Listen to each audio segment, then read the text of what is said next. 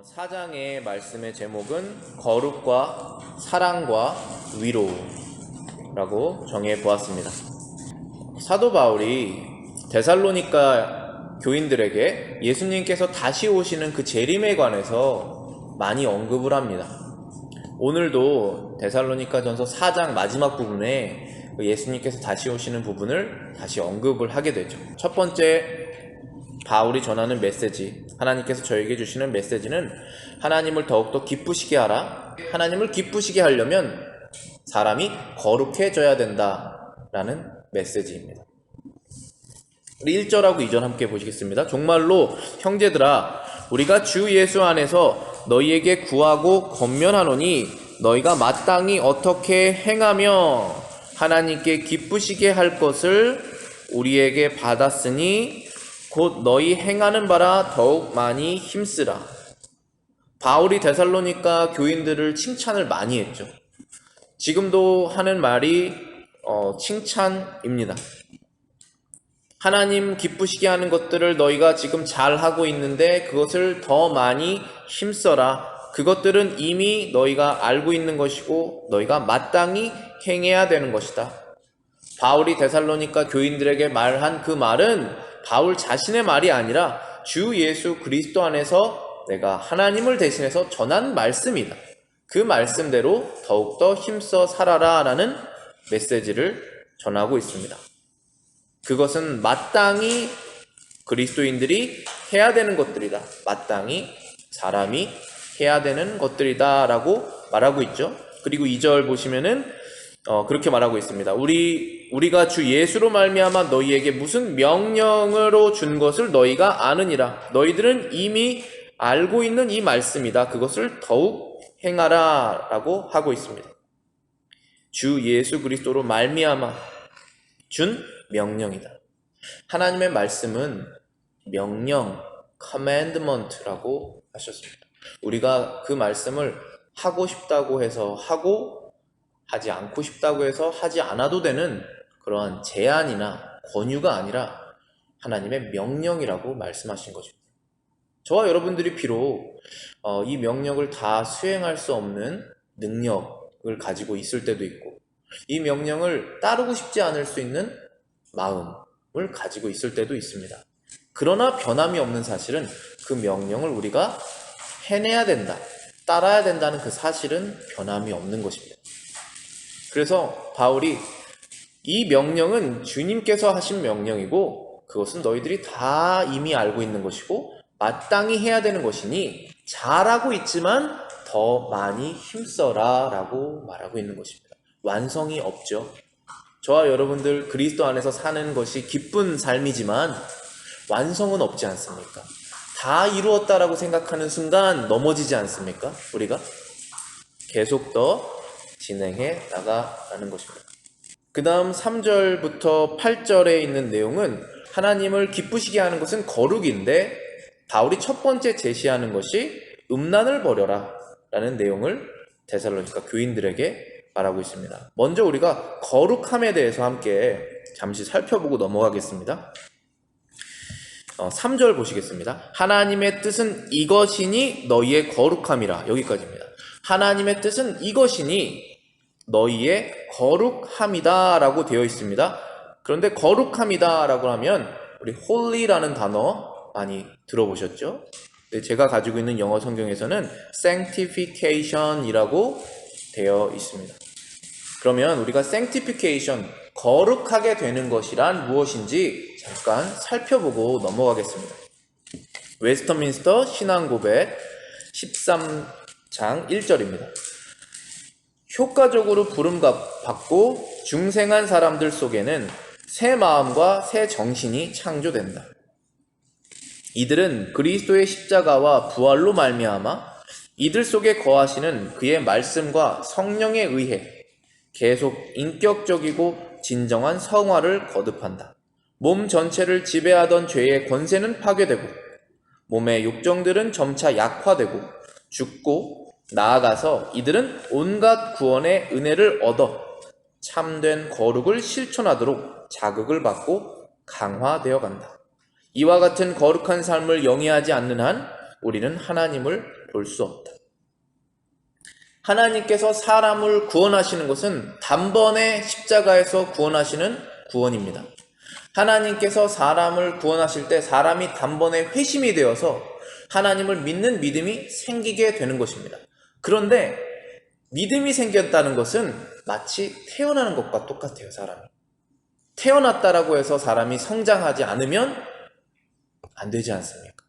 그래서 이 성화라는 것은 믿음을 얻은 다음에 거룩하게 변화되어 가는 과정을 말하는 것이에요. 만약에 어떤 사람이 믿음이 있다라고 하면서 거룩하게 변화되어 가는 과정이 없다면 그는 하나님을 볼 수 없을 것이다 라는 말씀은 구원을 받지 않은 것이다 라고 말하는 것입니다. 비록 우리가 거룩하게 변화되는 모습이 너무나 느리고 보이지 않고 진행이 되는 것 같지 않지만 시간이 지나서 우리가 돌아봤을 때 반드시 그 거룩하게 된 모습은 있어야 된다는 것입니다. 그것이 바로 거룩함, 성화되어 간다는 뜻입니다. 맨 첫 번째 문장 다시 보시면은 이러한 말씀이 있습니다. 효과적으로 부름을 받았다. 이것은 하나님께서 성령으로 그 사람을 구원하셨다는 뜻입니다. 그 다음에 중생한 사람들은 거듭났다는 것이죠.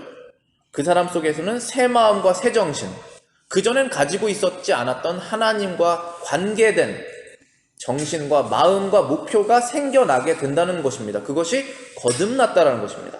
이들은 그리스도의 십자가와 예수님께서 우리를 위해서 죽으신 그 대속 죽음과 그리고 부활, 우리의 의를 위해서 살아나신 그 부활로 인하여 그 사실, 그것이죠. 그것의 능력으로 인하여 그리고 또 어떤 것에 의합니까? 이들 속에 거하는 그의 말씀, 하나님의 말씀과 이들 속에 거하시는 성령으로 말미암아 계속적으로 뭔가가 일어난다는 것입니다. 인격적인, 형식적인 것이 아니에요. 진짜 내 마음에서 일어나는 인격적인 진정한 성화, 거룩하게 되는 것이 거듭 일어나게 된다. 몸 전체를 지배하고 있었던 죄의 권세가 파괴되고, 그 거룩함에 대한 설명입니다. 몸 전체를 지배하고 있었던 죄의 권세는 파괴되고 몸의 정욕들은 점차 약화되고 죽고, 나아가서 이들은 온갖 구원의 은혜를 얻어서 참된 거룩을 실천하도록 자극받는다. 강화되어 간다. 결국은 우리가 거룩을 실천하는 것이죠. 우리의 생활 속에서, 말 속에서, 생각 속에서 거룩을 실천하도록 성령님께서 우리의 양심을 찌르시는 과정, 그래서 바뀌어나가는 것이 거룩함, 성화다라고 말하고 있는 것입니다. 이러한 거룩한 삶이 계속 영이 되지 않는 한 우리는 하나님을 볼 수 없다. 이렇게 정의 내릴 수가 있습니다. 너무나 훌륭한 정의죠. 하나님의 뜻은 거룩함이다 라고 바울이 데살로니가 교인들에게 말하고 있으면서, 그리고 데살로니가 교인들에게 지금 가장 필요한 그 거룩한 행실의 특별한 부분이 무엇이냐 하면 음란을 버리는 것이다 라고 말하고 있습니다. 3절 아주 읽어보겠습니다. 하나님의 뜻은 이것이니 너희의 거룩함이라 곧 음란을 버려라. 당시에 데살로니가는 헬라 문명을 받고 있었고 이방인들 생활 속에서 음란한 관습이 많이 있었으니 구원받은 후에 그것을 버리고 이제는 거룩함으로 변화되어 나아가라. 그런 관습을 이제 깨라 라고 말하고 있는 것입니다. 4절입니다. 각각 거룩함과 존귀함으로 자기 안에 취할 줄을 알아라. 거룩함은 어디서부터 시작됩니까? 자기 자신에서 제일 가까운 부분에서부터 시작된다는 것입니다. 아내를 거룩하고 존귀함으로 취하는 것을 알아야 한다 라고 말하고 있습니다. 5절입니다. 하나님을 모르는 이방인과 같이 세욕을 쫓지 말아라. 하나님을 몰랐을 때 했던 그러한 행동들을 이제는 바꾸어서 자기중심적이었던 것, 죄악적인 것들을 다 바꾸어서 거룩하고 존귀한 방향으로 나아가라 라고 말하고 있는 것입니다. 그러한 변화가 일어나야 한다 라는 말씀입니다. 7절 보시겠습니다. 하나님이 우리를 부르심은 부정케 하심이 아니요 거룩케 하심이니라. 저와 여러분들이 목적을 확실히 알아야 돼요. 하나님께서 우리를 부르시는 목적, 왜 우리를 수많은 사람들 가운데 예수 그리스도를 믿게 하셨을까? 그리고 하나님을 아버지라고 부를 수 있는 자녀로 삼으셨을까? 그 목적은 바로 거룩함이다. 세상은 다른 방향으로 가고 있지만, 거룩하지 않은 방향으로 가고 있지만, 우리들은 이제는 구분이 되어서 하나님이 원하시는 거룩함으로 변화되기를 하나님이 원하신다는 것입니다. 그것이 우리의 삶의 목표입니다. 8절입니다. 그러므로 저버리는 자는 사람을 저버림이 아니요 너희에게 그의 성령을 주신 하나님을 저버림이라 라고 말하고 있습니다.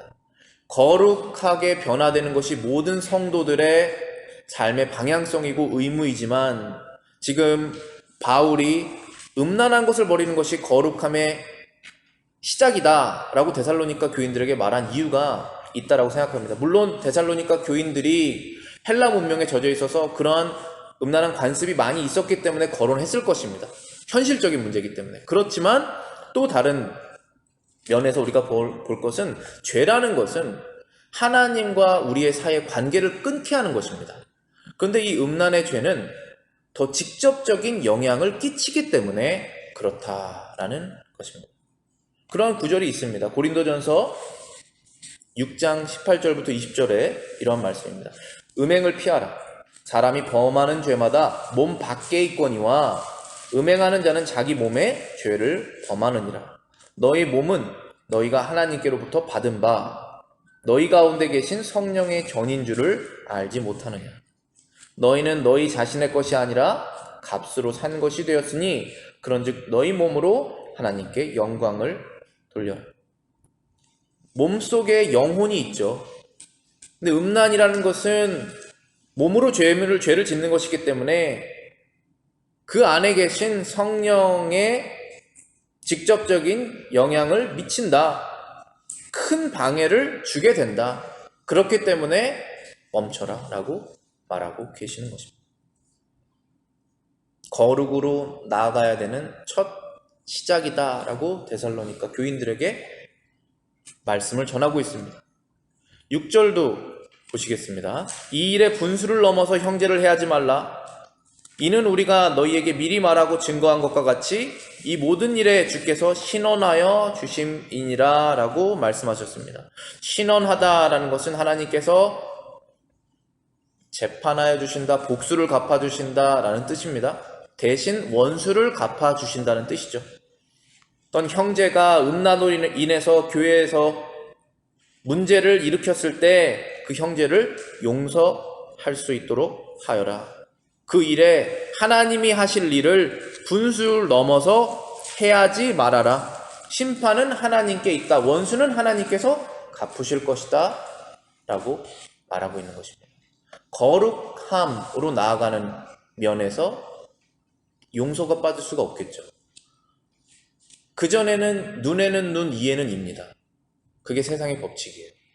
그러나 이제는 우리가 큰 빚을 탕감받은 자로서 작은 빚을 용서해 줄 수 있어야 된다 라는 것입니다. 두 번째, 하나님께서 저에게 주시는 메시지, 또 바울이 데살로니가 교회에 주는 메시지는 그리스도 안에 형제를 사랑해라 라는 것입니다. 데살로니가 교인들이 그것을 너무나 잘하고 있었죠. 그래서 또다시 칭찬을 합니다. 9절부터 10절입니다. 형제 사랑에 관하여는 너희에게 쓸 것이 없음은 너희가 친히 하나님의 가르침을 받아 서로 사랑함이라. 너희가 온 마게도냐 모든 형제를 대하여 과연 이것을 행하도다. 형제들아 권하노니 더 많이 하여라. 형제 사랑에 관하여는 데살로니가 교인들에게 쓸 말이 없을 정도로 그들이 너무나 잘하고 있었다라는 것입니다. 그런데 바울이 이런 표현을 쓰죠. 너희가 친히 하나님의 가르치심을 받았다. 사랑하는 것에 대해서 친히 가르치심을 받았다라는 것입니다. 데살로니가 교인들만 친히 가르침을 받은 것이 아니죠.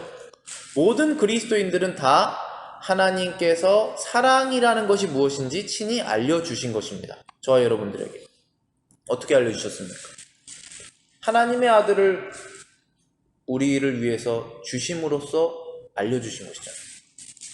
그 예수님이 이 땅에 오신 것을 빼고 하나님의 사랑을 알 수가 없습니다.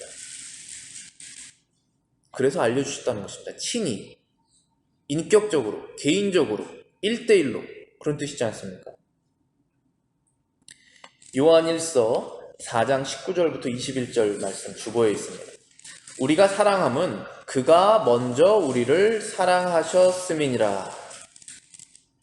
누구든지 하나님을 사랑하노라 하고 그 형제를 미워하면 이는 거짓말하는 자니 보는 바 그 형제를 사랑하지 아니하는 자는 보지 못하는 바 하나님을 사랑할 수 없느니라. 우리가 이 계명을 주께 받았으니 하나님을 사랑하는 자는 또한 그 형제를 사랑할지니라. 하나님께서 먼저 우리를 사랑하셨다는 것입니다. 그래서 우리도 사랑을 배웠고 하나님을 사랑하게 됐다는 것입니다. 그런데 하나님은 보이지 아니하신데 보이지 않는 하나님을 사랑한다라고 하려면 그리스도 안에서 구원받은 형제들을 사랑함으로써 먼저 그것이 가능하다. 그렇죠. 멀리 있는 것을 우리가 행할 때 가까이 있는 것부터 행해야지 멀리 있는 것도 할 수 있지 않겠습니까? 그래서 사도 바울도 똑같은 말을 지금 여기서 합니다. 9절에서 보시면은 너희가 서로 사랑하는 것을 잘하고 있다. 그것을 하나님께 이미 배웠으니 그것을 잘하고 있다라고 말하고 있죠. 그래서 9절은 데살로니가 지역에서 믿는 사람들이 모여있는 데살로니가 교회 안에서 사랑이 실천되고 있다는 거예요. 그런 다음에 10절에 보시면은 멀리 있는 지역까지 간다는 것이죠. 이 마게도냐는 데살로니가 시티라면은 마게도냐는 하나의 카운티예요. 하나의 구예요. 더 큰 범위입니다. 그 범위 안에 있는 교회들이 가난한 교회들이 있었어요. 그 교회에 도움을 주었다라는 것입니다. 그 사랑이 안에서 넘쳐서 퍼져나갔다는 것이죠. 그래서 10절에 너희가 온 마게도냐 모든 형제에 대하여 계속 형제라는 단어를 쓰잖아요. 피가 안 섞여 있는 형제를 말하는 것입니다. 누구의 피로 섞였습니까? 그리스도의 피로. 형제가 된 하나님을 아버지로 여기게 된 그들을 대하여 이 사랑을 행했다. 그렇죠? 우리 교인들이 사랑을 서로 행하는 것은 비교적 쉬운 것입니다. 물론 어렵죠. 물론 자기 자신을 부인해야 그것이 일어나기 때문에. 그렇지만 우리가 얼굴을 보잖아요, 매주. 소식을 들을 수 있고 직접. 그렇기 때문에 비교적 쉽습니다.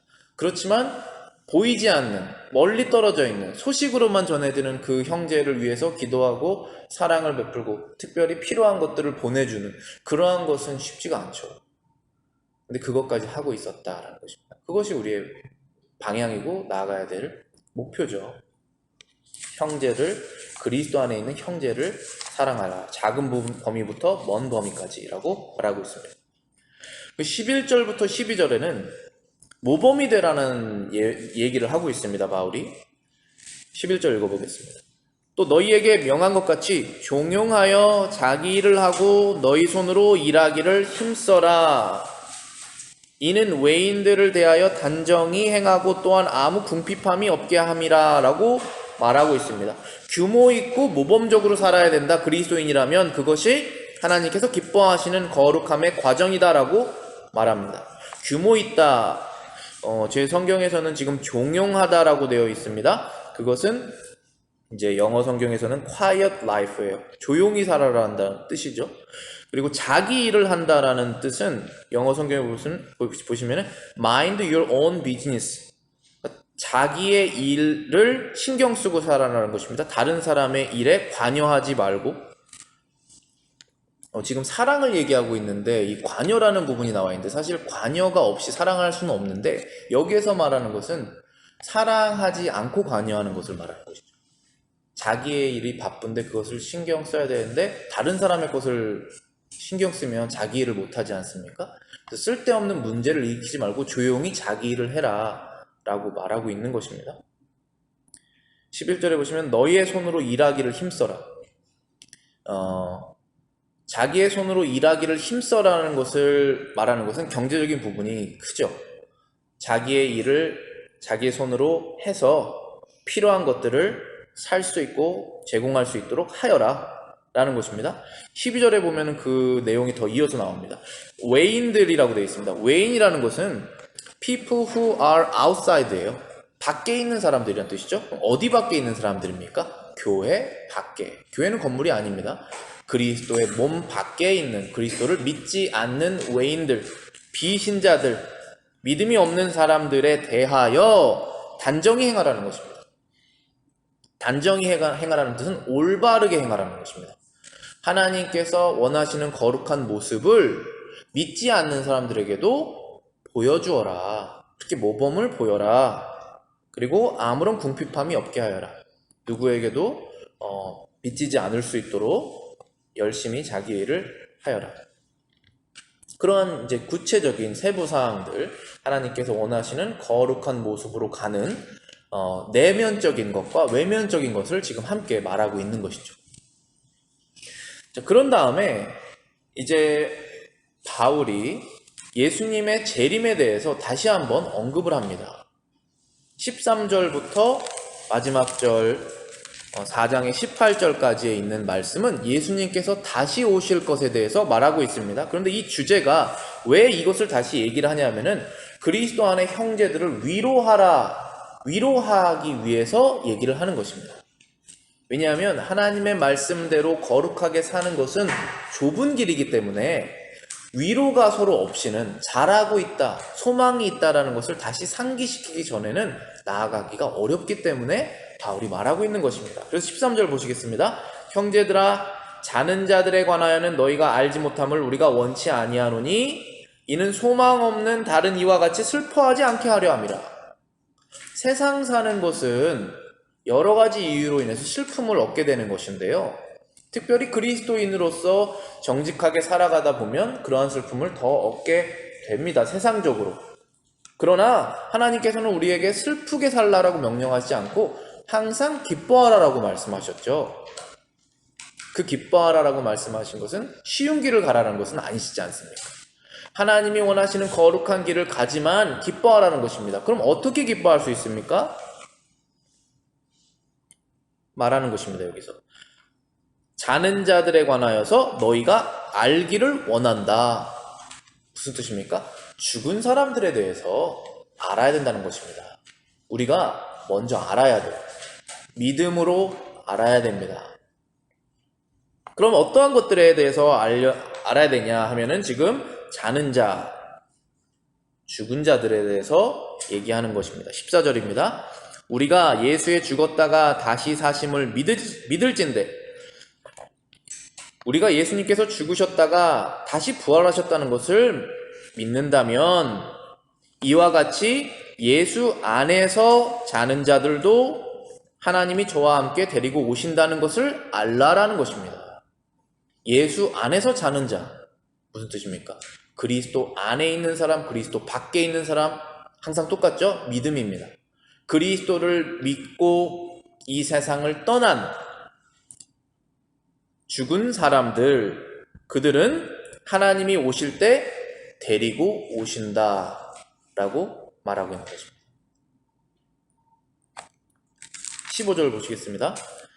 우리가 주의 말씀으로 너희에게 이것을 말하노니 주 강림하실 때까지 우리가 살아남아 있는 자도 자는 자보다 결코 앞서지 못하리라.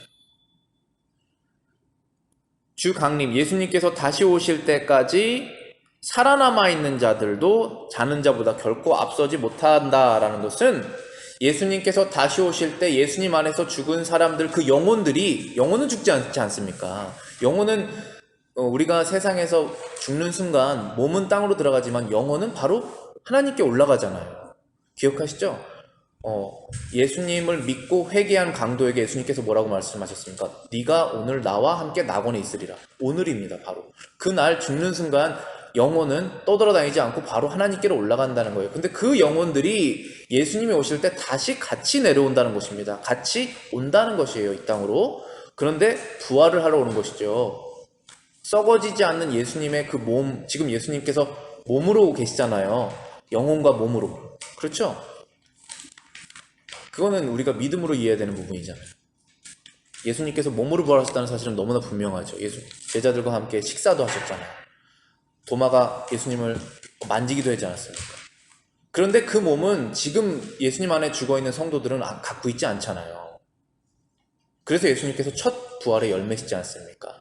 근데 예수님께서 오실 때 예수님 안에서 자고 있는 그 성도들의 영혼이 다시 내려온다.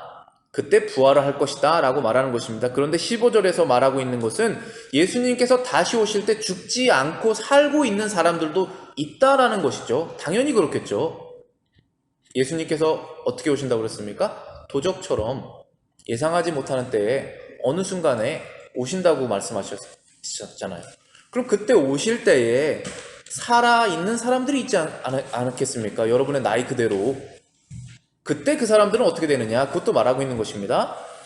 강림하실 때까지 우리 살아남아 있는 자도 자는 자보다 결코 앞서지 못할 것이다. 예수님 안에서 예수님을 믿고 죽은 자들이 먼저 부활되고 그리고 우리는 그 나중이다 라고 말하고 있는 내용입니다.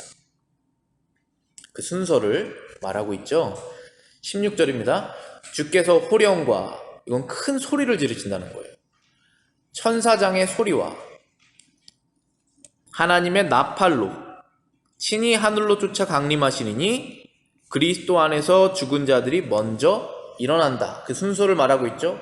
그들이 먼저 일어나게 된다. 그런데 일어날 때 비밀스럽게 일어나지 않습니다. 그래서 어떠한 이단들은 예수님의 재림이 이미 이루어졌다. 그건 다 거짓말이에요. 왜냐하면 모든 전 세계 사람들이 다 알아야 됩니다. 비밀스럽게 일어나지 않아요. 이건 공개적인 거예요.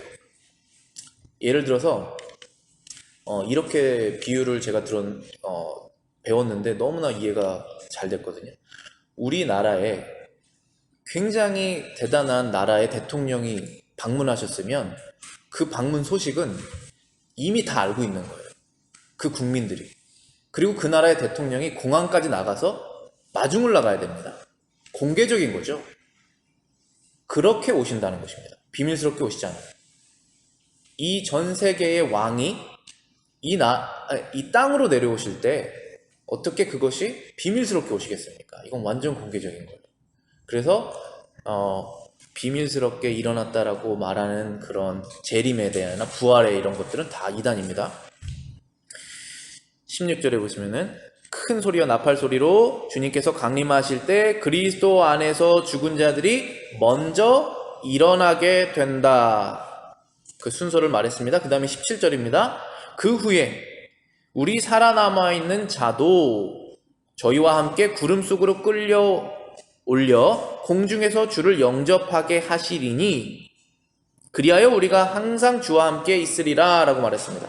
자, 여기 17절은 주님께서 강림하실 때 현재 목숨이 붙어있어 살아있는 사람들, 그 사람들도 이제 변화가 되는데 부활이라는 것은 죽은 사람이 일어나는 게 부활이잖아요. 근데 예수님이 오실 때 살아있는 사람들은 어떻게 되느냐?